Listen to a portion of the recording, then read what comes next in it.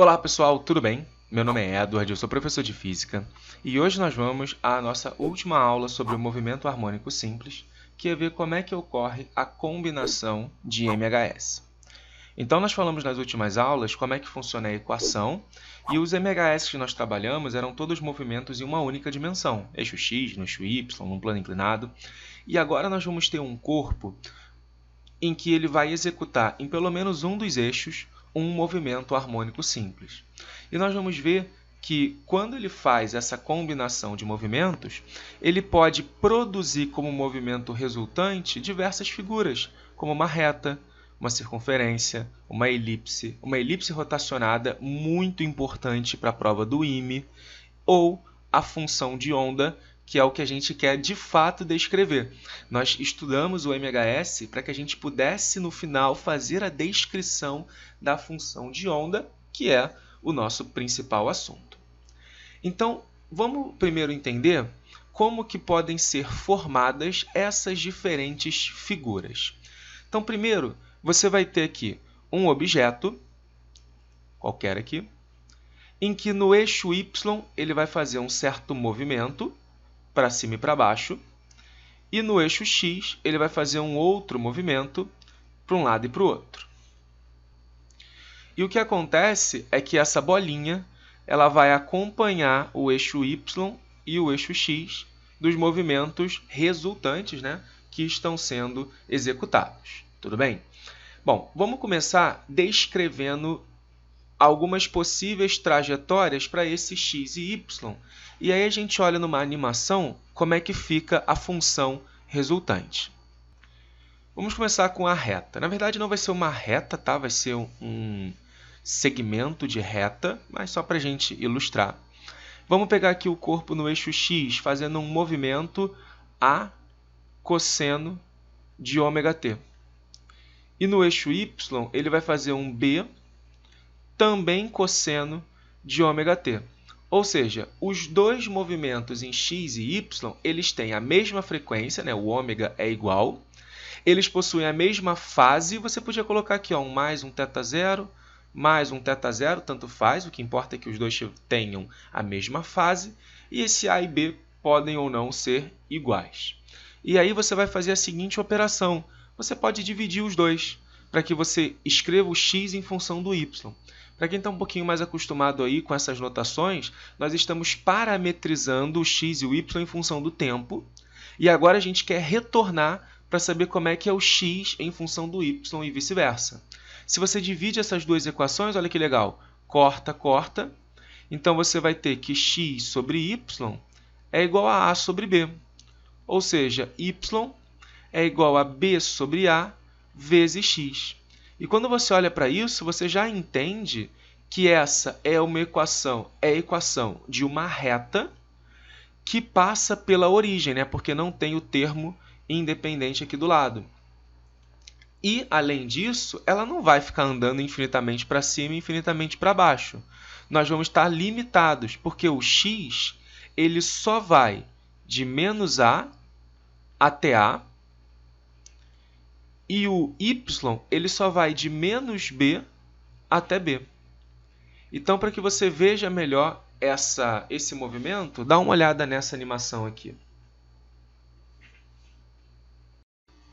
Então, observa aqui, nós temos essa bolinha cinza, que vai executar a composição dos movimentos, a bolinha vermelha, que vai se deslocar no eixo y, e a bolinha azul, que vai se deslocar no eixo x. Então, vamos dar play. E você vai ver esses dois movimentos compostos acontecendo. Repara ó, que como eles têm a mesma frequência e eles têm a mesma lá, coordenada cosseno, seno, os dois corpos eles se movem juntos e a composição do movimento é esse segmento de reta. Bem legal, né? Agora vamos ver como é que a gente produz um movimento circular. Então, no eixo x, você vai pegar uma função que é A cosseno de ômega-t. E no eixo y, você pega uma função que é A seno de ômega-t. Aí você fala, professor, a gente não estava escrevendo sempre função do cosseno? Tudo bem. O seno pode ser escrito em função do cosseno também. Ele basta que você desloque a função π sobre 2. Né? Então, o seno de ômega-t é igual ao cosseno de ômega-t menos π sobre 2. Se você está com alguma dúvida, olha só, como é que é a subtração de cosseno? Cosseno de ômega-t, cosseno do primeiro, vezes cosseno do segundo, mais o seno do primeiro, vezes o seno do segundo. Só que o cosseno de π sobre 2 é zero. Então, isso daqui some. Aí o cosseno não importa, né? O seno de ômega-t deixa aqui e o seno de π sobre 2 é 1. Então, esse cara é exatamente o seno de ômega-t. Beleza? Vamos apagar aqui que a gente não vai utilizar isso nesse momento. Bom, agora o que você vai fazer é o seguinte. Vamos tentar achar uma relação entre o x e o y. Percebam que não vale a pena dividir, porque dividir não vai cortar o seno, né? Nem o cosseno, nem nada. Então, nós vamos usar a relação fundamental, que é seno ao quadrado de um ângulo mais cosseno ao quadrado do mesmo ângulo é igual a 1. Só que o seno é y sobre a ao quadrado. E o cosseno é x sobre a ao quadrado.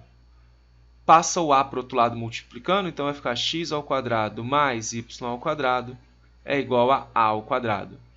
Isso aqui, pessoal, é a equação de uma circunferência centrada na origem, ou seja, o centro dela é o 0, 0, e o raio é igual a A.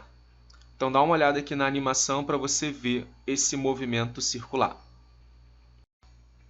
Então, novamente, nós temos a bolinha cinza aqui, a azul e a vermelha, que vão executar os movimentos horizontais e verticais. Só que agora, olha o que vai acontecer. Como um é seno e outro é cosseno, o azul e o vermelho estão defasados, né? Quando um está no máximo, o outro está no mínimo. Então, repara como é que fica o conjunto dessa trajetória. Repara que quando o azul está no extremo, ele para. O vermelho, quando ele está no extremo, é que para. E a gente tem a nossa circunferência.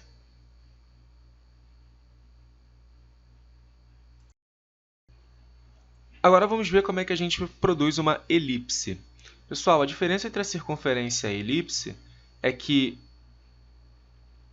o x e o y eles vão estar entre valores diferentes, né? Então, vai ter um a aqui e vai ter um b aqui. E aí você usa a mesma relação, né, de cosseno ao quadrado de θ mais seno ao quadrado de θ igual a 1. E aí vai ficar x sobre a ao quadrado mais y sobre b ao quadrado é igual a 1. Ou seja, x ao quadrado sobre a ao quadrado mais y ao quadrado sobre b ao quadrado é igual a 1. Isso é uma elipse também centrada em 0, 0, com o eixo x, né, igual a e eixo y igual a b. Eu não posso falar eixo maior e eixo menor, que eu não sei quem é maior e quem é menor, tá certo? Mas vamos supor aqui que o a seja maior que o b, só para a gente poder fazer uma representação, né? Então, esse aqui vai ser o eixo maior e esse aqui vai ser o semi-eixo, na verdade, né, menor da nossa elipse. Beleza? Então, dá uma olhada aqui na animação para você enxergar. A elipse, a única diferença é que o eixo x, nesse caso, ele está andando mais do que o eixo y, né? Fora isso, o movimento é exatamente o mesmo da circunferência. Quando um está no extremo, o outro está no meio. Quando um está no meio, o outro está no extremo.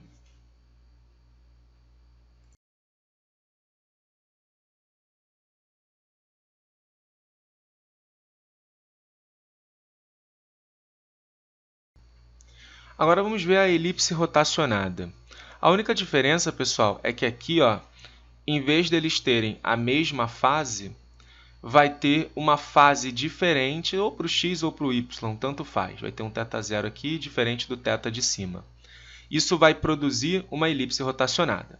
Eu não vou demonstrar aqui, tá? Vou deixar um card aqui de uma questão do IME, para que vocês possam ver uma aplicação direta disso, como achar alguns pontos importantes. Tá? Dá um pouquinho de trabalho fazer isso, não vamos gastar nesse momento com essa aula, depois a gente faz uma aula só para isso.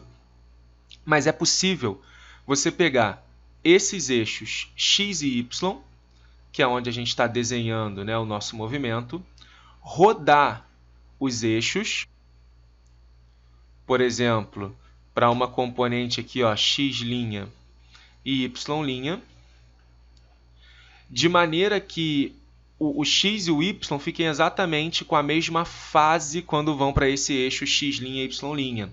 Ou seja, você vai ter um x' que vai ser um a' cosseno de ômega-t, e você vai ter um y', que é um b' seno de ômega-t. Repara que o A e o B mudam, tá certo? Mas, de qualquer maneira, você consegue produzir aqui, ó, uma elipse, e essa elipse vai estar rotacionada em torno desse ponto central aqui. Ela vai ter um ponto de máximo, um ponto de mínimo, né, dependendo de quem for maior ou menor, e ela segue exatamente o movimento que você vai ver agora aí. No caso da elipse rotacionada, repara, quando um está no extremo, o outro ainda não atingiu o extremo, tá certo? Mas se você observar como se fosse um eixo rotacionado, aí sim, quando um está no extremo, o outro passa pelo meio e vice-versa.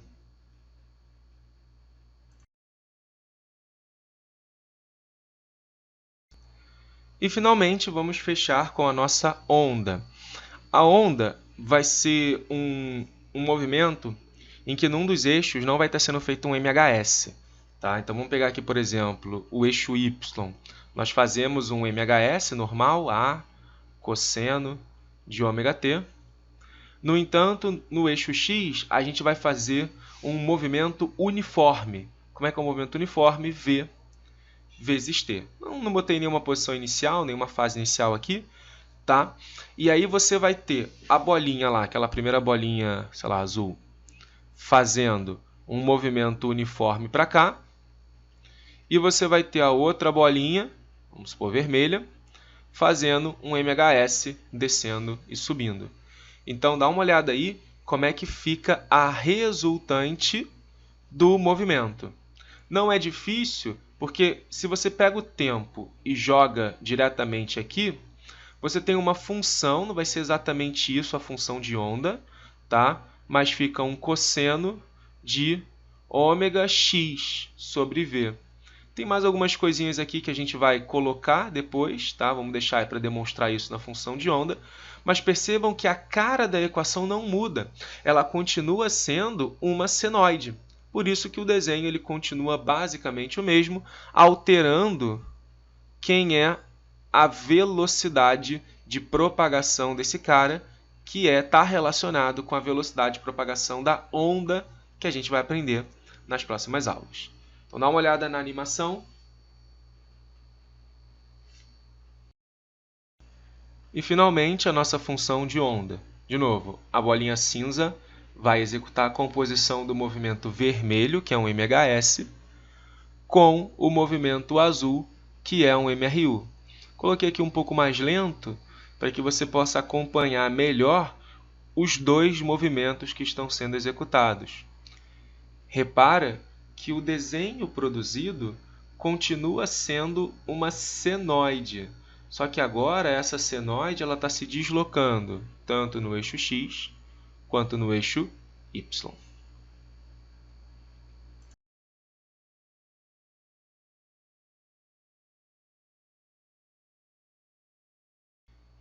Então, nossa aula de hoje fica por aqui, pessoal. Eu espero que vocês tenham gostado. Essa combinação de MHS é muito mais comum na prova do IME e do ITA. E até a próxima. Não se esqueça de se inscrever no canal, deixar o seu like se você gostou desse vídeo. Pode deixar suas dúvidas aqui nos comentários. Compartilhe com seus amigos para que eles vejam essa aula também. E pode me seguir também lá no Instagram, @edwardfísica.